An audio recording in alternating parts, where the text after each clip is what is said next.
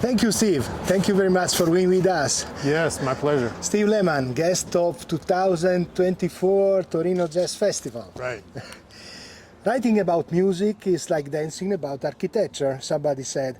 It is almost impossible or unuseful sometimes to describe the music, but anyhow, how could you describe your music, your approach to composition? Well, geez, how much time do you have? Yeah, I don't know. Sometimes there are some times where writing about music is not very efficient, and there's other times where it seems pretty useful to me. So I guess I'm the wrong person. In fact, I wrote a whole doctoral dissertation about my music. So I guess that's maybe the easiest way to start if you want to find something else or just listen to it. I don't know. I'm always trying to express something personal to me and unique to me and figure out what I can contribute. And the older I get, the more meaningful the human relationships are, the people that I collaborate with, and also the people that taught me. So you got a good list of people. You got Jackie McLean, you got Anthony Braxton, you got Tristan Murray, you got George Lewis, you got Alvin Lucier, you got all these people. So I don't know, because it's hard talking about musical genre and even specific techniques. It's hard, so sometimes it helps me to think about specific people, specific human beings, and long answer. Time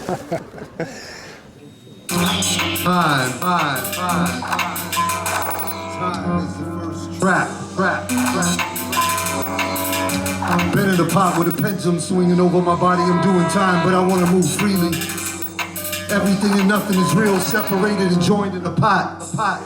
We can consider that your music is very articulated, no? And from a certain point of view, complex. We saw it in contrast with a certain general trend of simplification or reduction of musical qualities, both from compositional, even audio side. Maybe it is linked to the change occurring in general musical fruition. What do you think about this issue? Yeah, I know what you're talking about. There's a lot of simple music out there, and audio quality even can get very simple also. Well, sometimes for me, it's useful. It's kind of a nuanced point, but it's useful for me to think about the difference between something being complex and something being complicated. Something complicated, it's not that useful maybe to anybody. But complex can be good because that means you're aware of multiple layers or kind of more details or more things that you can enjoy or that can touch you. So I think sometimes when people talk about music being too complex, they mean it's too complicated. We were just talking about this with rhythm. There are some rhythms that people write that are too complicated. But what you want is something that's complex, that's rich, where you hear, I can feel it in my body, but I also hear that there's different levels to it and something that I can come back to and enjoy. So that's usually what I'm interested in, is a very rich, complex experience in terms of all aspects, harmony, rhythm, use of vocals, and I don't know I can't change that, but I want the more people that can enjoy my music or feel some kind of connection to it, the better, So really, when I write music, I'm usually thinking, what's the simplest way I can express this idea? And sometimes there is no really simple way, but I'm always looking for it if I can find it. Mumbai, Chumbukai, Amna, Mumbai, Chumbukai.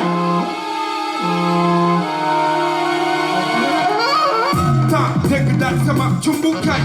Max and love the full bed and mutak the rumba. Sasalato, but the catch rumba.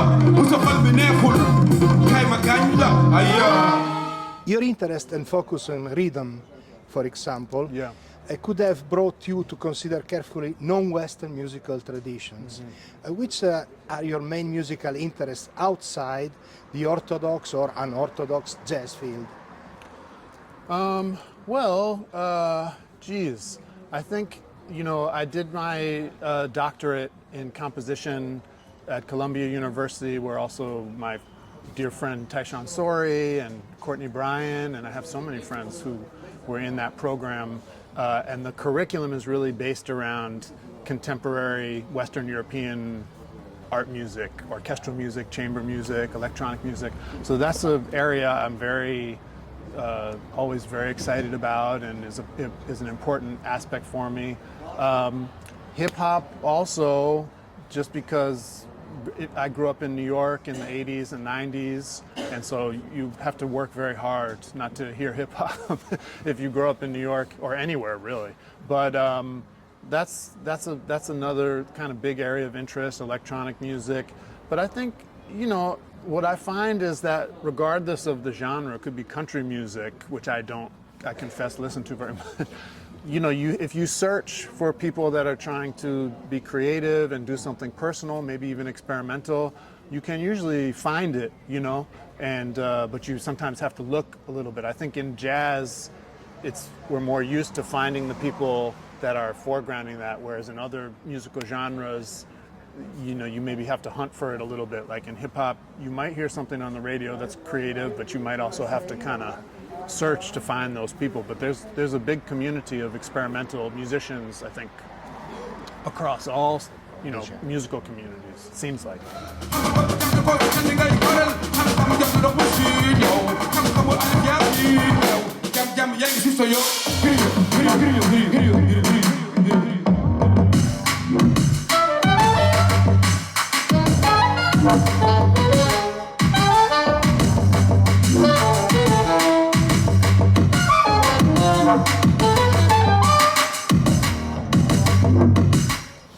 Another characteristic of your music regards the relationship between composition and improvisation. How do you decide to balance or organize these two elements? Yeah. I think it's back to what we were talking about earlier. Whatever's the simplest way to realize the musical moment, I'm a professor at a school outside of Los Angeles called Cal Arts, and teach a class on composing music that sort of focuses on improvisation. And very often I'll share a piece by another friend of mine, a wonderful composer named Kate Soper, because her use of the voice, of instrumental sounds is so unique and so innovative that it kind of feels like the surprise of a great improvisation. It's like a discovery.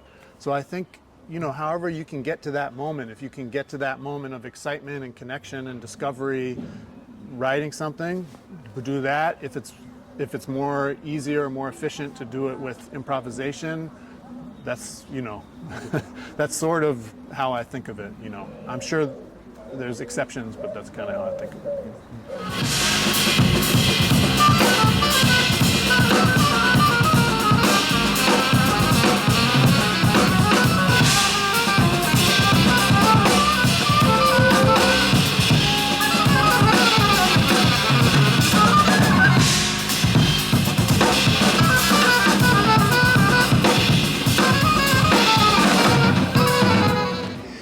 We may consider your creative process as an introspective one, as it happens commonly. Right. Are you curious about the impact, the reaction of the audience to your proposal when playing live, for example?